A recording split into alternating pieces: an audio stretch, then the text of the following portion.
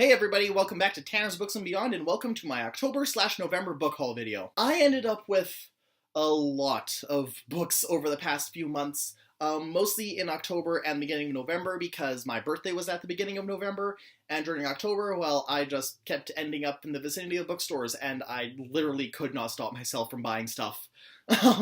So I'm going to try and get through these as quick as I can while still giving a decent summary of what they are. I'm going to split it into stuff that I bought on my own and stuff that I got as gifts for my birthday. So without further ado, let's begin. Starting off with books I got myself is The Selection by Kira Cass, which I bought on the recommendation of Neck of the Book Lock. It is basically a cross between The Hunger Games and The Bachelorette. A group of 35 girls have to compete in order to raise their social status by becoming the next princess, and it's set in an American dystopia type situation and has been described as surprisingly feminist, so hopefully this will be good. Next we have The Librarians and the Lost Lamp by Greg Cox, which is a tie-in to the hit TNT TV series, which I am totally digging right now. The Librarians focuses on a group of people known as the Librarians who work to protect the world from runaway magic and magical artifacts and mythological beings and creatures that could upend the balance between good and evil. And this story itself has the group dealing with the return of several artifacts that originated from Scheherazade's 1001 Arabian Nights, and so I love Scheherazade and I love the Librarians, so I'm pretty sure I'm gonna love this as well. Next we have Black Widow Red Vengeance by Margaret Stohl, which is a sequel to Black Widow Forever Red, both of which are tie-ins to the Marvel Comics character of the same name, and this sequel takes place several months after the conclusion of the previous book, with Black Widow and her new sidekick Red Widow chasing down a smuggling and spy network and basically trying to clean up after the enemies that they had to dispose of in the first book. And I did a review of Black Widow Forever Red like way back at the beginning of my channel, so it's kind of fitting that now, coming to the end of my first year on here, that I've actually managed to find this book, because I didn't even know that this book was out, and I just came across it at the stores, and I was pleasantly surprised. Next up is The Reader by Tracy Chee, which is apparently book one in a series called The Sea of Ink and Gold, and I've never heard of this series, I never heard of this author, never heard of this book, but the cover, it's a really nice cover, and it just grabbed me when I was in the bookstore, and I saw, and I knew that I would probably like it, and I cracked it open, and it's basically set in a dystopia type world where books and literature don't exist, and then one girl like finds the power to become an author and create literature again, and it seems like it's gonna be meta as all heck. So I'm thinking this is going to be really interesting to read,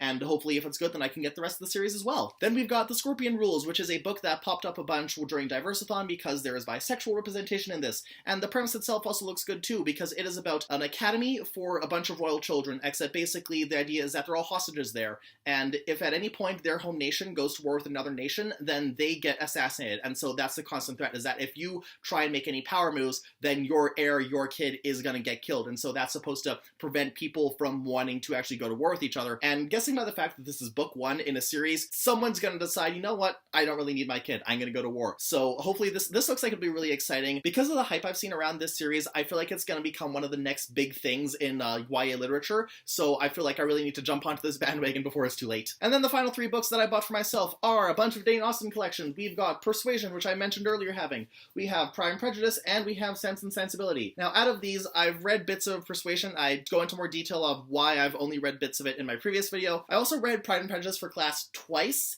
and while I sort of enjoyed the book because I was reading it for school, I didn't really enjoy going through it. It was really only until after that I could like think back on it and find bits I liked. So I'm gonna reread this because I want to actually enjoy myself while I'm reading it. And then Sense and Sensibility just because it's the other well-known one and I'd never read it before, and the premise itself looked interesting. The reason I got these, if you can see these swaggy stickers here, is that they were on for a sweet deal of 3 books for $10. And they had a whole bunch of classics there as well, and I was almost tempted to get just 2 of these and then Portrait of Dorian Gray, but I decided that I wanted to get a whole Jane Austen set with like similar cover designs as well, because I am a sucker for good cover designs. Oh, and I almost forgot, like to the point where I'm actually recording this bit the day after I record everything else. I also got a pair of books for Kindle, which I forgot about because I've literally never used Kindle before. I got 2 books on Kindle, both of them by Hannah Moskowitz. One of them is History of Glitter and Blood, which is about a war between several fairy groups, and apparently every single character is bisexual, so that's nice. And I also got 3, which is about a girl who moves to a new town, and she starts up a polyamorous relationship with a guy and a girl who are already in an established relationship, and we're looking for a third person. And so both of those look really interesting, and I got them for really good deals, which is why I got them through Kindle. And so if that goes well, I've never really read a book through an e-reader before, so if this goes well, I might start doing that more often. Generally, I prefer having a physical book with me. Alright, it looks like I'm making pretty good time, so now we can move on to birthday gifts. And so I'm going to start off with stuff that I got from my aunt. So the first things that she got me me were The Color of Magic and The Light Fantastic, which are the first two books in the Discworld series by the late great Terry Pratchett. I've never read any of Discworld. I was super keen on reading it, but I've never been able to actually find the books. I've gone to the few used bookstores that we actually have in town and talked to them, and pretty much all of them said that they do get several copies in every once in a while, but they often go pretty quickly, like they basically have wait lists to get a hold of Terry Pratchett books, so I guess it's pretty hard to get a hold of these in Saskatchewan. But anyways, and these weren't technically birthday gifts, but she gave them to me around the time because she had gotten them from a friend, and she didn't think that she'd enjoy them this much, but she knew that I liked fantasy, so she decided to pass them on to me, so thank you very much for those. Also from my aunt is Run by Cody Kleptinger, which is something that I've wanted to read ever since I heard about it on Diversathon. Like, it was this and Scorpion Rules that made huge waves during the first Diversathon, and so I'm hoping if I can't read this before the next Diversathon, I'm probably going to read it during. Run is about two teenage girls named Bo and Agnes, and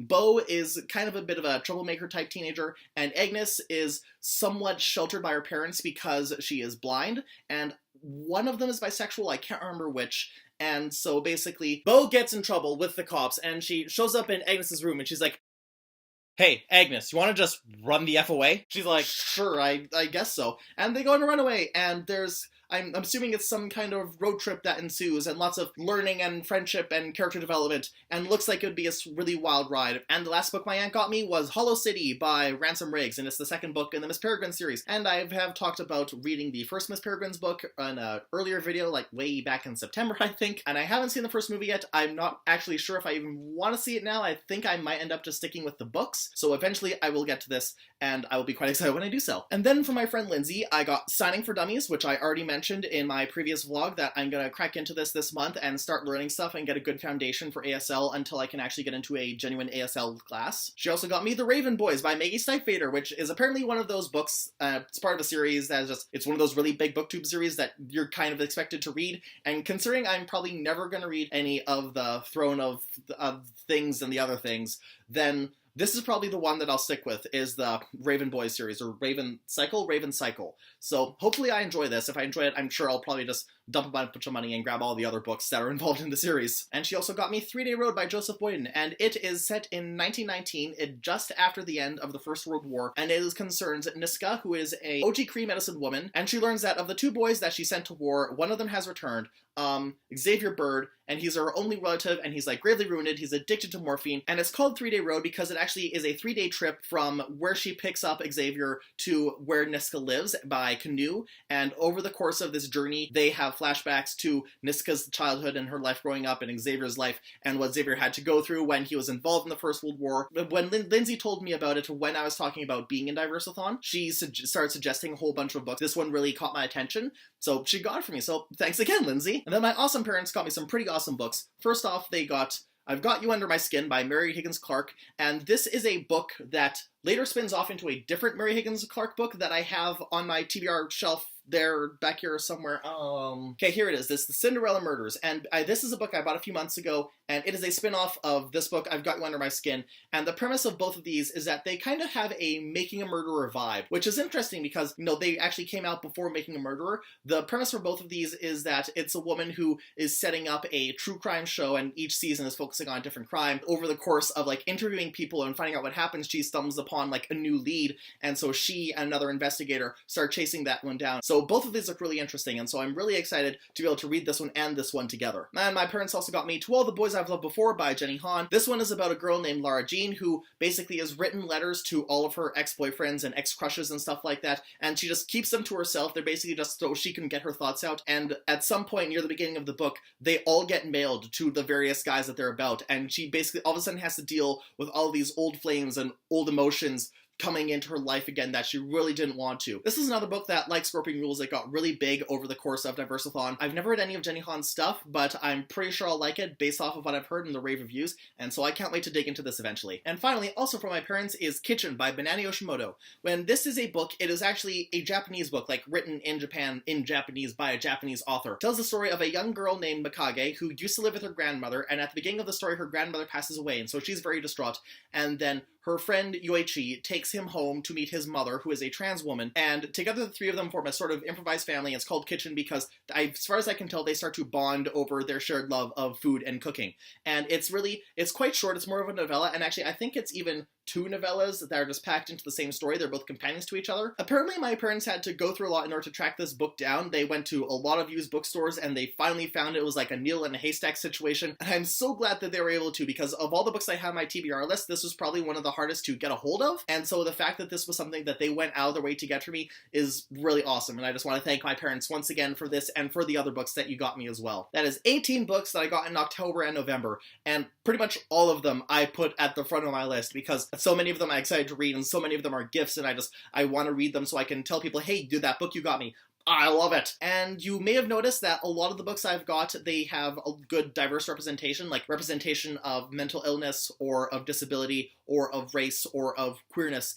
And I'm really excited that I'll probably be able to read a lot of these books for Diverse-Thon when it returns in January. I'm kind of excited that I don't have to like dash out to Chapters again and buy a whole bunch of diverse books. I just already have them at my fingertips. And I can't wait for Christmas to come because I know I'm going to be getting a lot of awesome diverse books from that as well. And it also means that I don't have to spend any money on them during this month. Yes, I had very poor financial planning during the month of October. That's how I end up with 18 books. But yeah, these are books that I own now, and that's pretty cool.